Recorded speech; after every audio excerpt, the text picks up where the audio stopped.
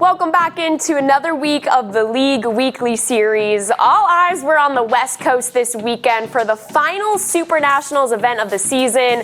And what a great weekend it was. The final opportunity for teams to earn those 700 points to the league came at the USA Allstar Super Nationals. In this week's episode, we're going to recap everything that went down this weekend. We're going to introduce you to an athlete who is all about breaking barriers. And as the season comes down to the wire here in a very important stretch, we're going to bring you the latest breakdown of the league leaderboard. This is your home for all things the League by Varsity All-Star presented by Corksicle. Let's get right into it.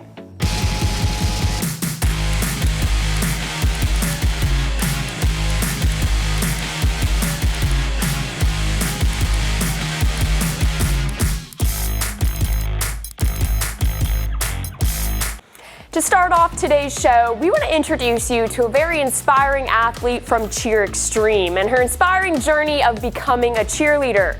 A lot of people told her no. A lot of people told her she'd never be able to be doing what she's doing today. But here she is, taking the stage as she hopes to keep spreading awareness and keep breaking barriers. Let's take a look. Well, joining us now live in the studio is Steph Malaly with Cheer Extreme Supernovas. A lot of you might recognize her from their awesome performance at NCAA All-Star. Steph, thank you so much for joining us today. So excited to talk with you. I know you have a very inspiring story, so if we wanted to start with that, if someone wanted to know who you are and what you're all about, where would we even begin? So I have this really weird thing where I introduce myself. I'm like, hi, I'm Steph and I'm blind. So that's the basis of it. I'm blind. I have a condition called Charge syndrome, which is a developmental disorder that affects all of my organs, including my eyes. I've been a cheerleader for 15 years now, and I'm a gymnast and an aerialist as well. Awesome. So doing a little bit of everything and have never really let that hold you back, which we think is so inspiring. But let's go back to the start.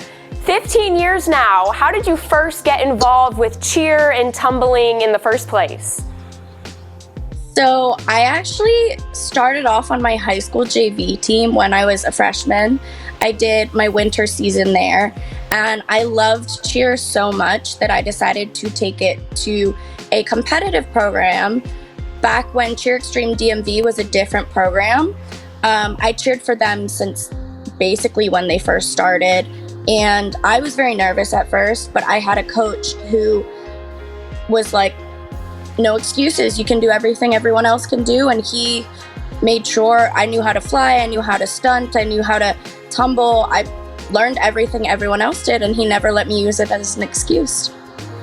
That's awesome. And obviously you have found a way to excel and be so successful. We've seen you do a lot of back handsprings, which we'll get to in a second, but what is it about cheer and tumbling that you loved so much that inspired you to keep pushing through? It's been sort of my constant. So I lived in England for 10 years, and I lived here, and I've been back and forth a lot, but no matter where I was, I always had cheer. And you sort of create this community that even if you're not with them 100% of the time, you're not still in the same program, or even when I was in England, I stayed in touch with my Cheer Extreme family. And now that I'm back from England, I'm still in touch with my Team England family. And it's just this massive community that was just such a big constant for me through so many life challenges, through so many changes, so many ups and downs. And it kept me grounded and it kept me happy always. That's so special for sure. We saw that community on display when you got to take the stage at NCAA earlier this month with Supernovas. The crowd went wild when you did all of your back handsprings. What was that experience like getting to compete in the arena?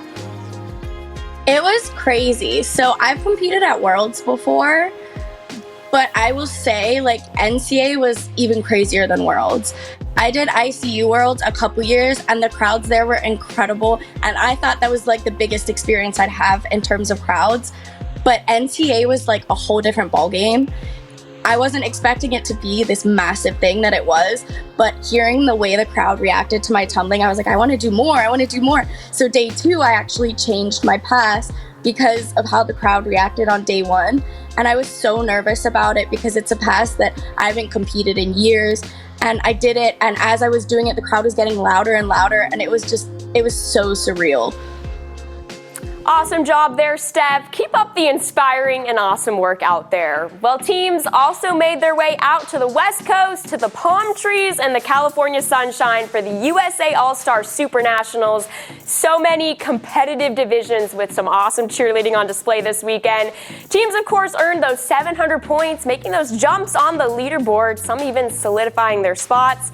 And some teams were named the West Coast Cup champions. Let's go ahead and take a look back on this great weekend.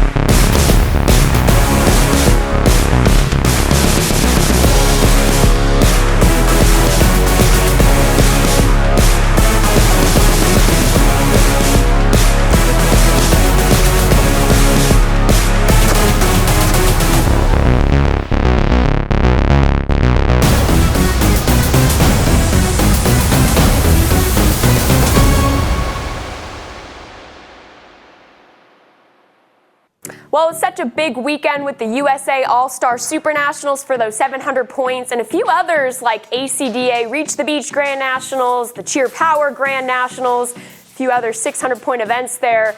It was a big weekend for changes on the leaderboard. So right now, without further ado, let's take a look at the leaderboard and break down some of these key races.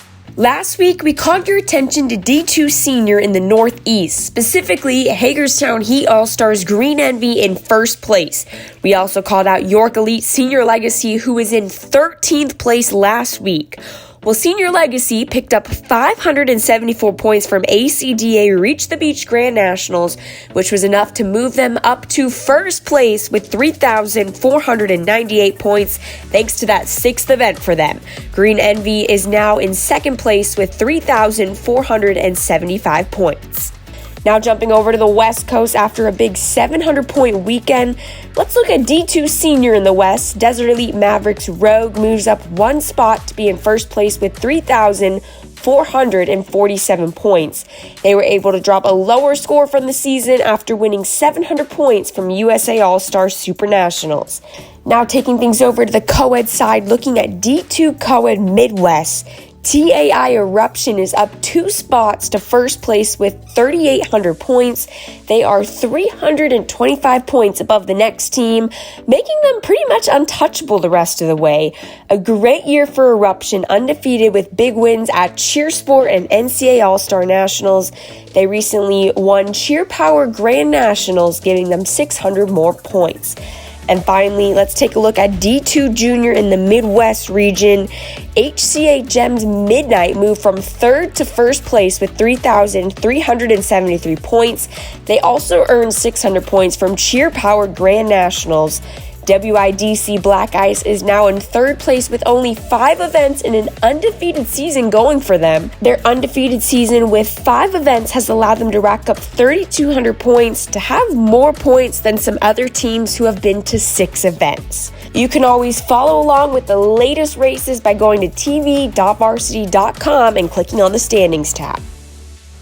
Well, it sure was a busy weekend this past weekend, but this weekend we're taking a little break. No events this upcoming weekend, so hopefully everyone can enjoy a little bit of rest. But we're still not done with season 2 of the league just yet. Coming up on the horizon the first weekend of April, we have the One-Up Grand Nationals. That's going to be worth 600 points, and still a few other 500-point events sprinkled in there as well. So still plenty of opportunities to maybe add a couple extra points to the league leaderboard. But that is all we have for you this week. Be sure to keep joining us every Thursday for all the latest news around the league. And in the meantime, you can always go to tv.varsity.com to find the latest schedules and, of course, the latest standings of the leaderboard. We'll see you next week.